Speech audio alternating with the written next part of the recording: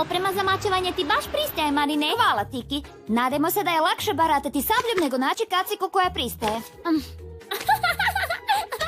Moram proći na audiciji. Darženkor je najprestižnija akademija za mačevanje u cijelom Parizu. Ovo mi je jedina prilika da pokažem što znam i upadnem u tim.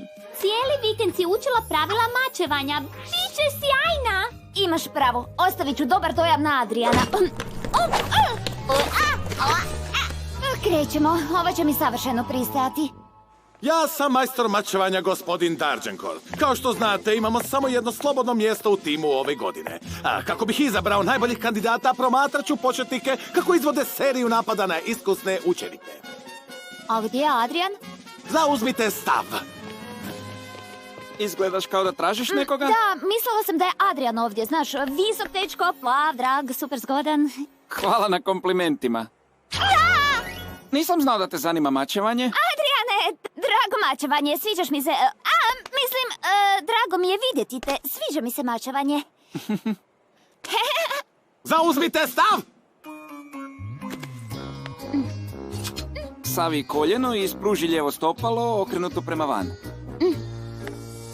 Savršeno. Sada ispruži sablju ovako. Pozdravite se!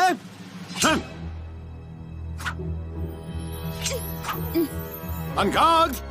Prêt! Allez!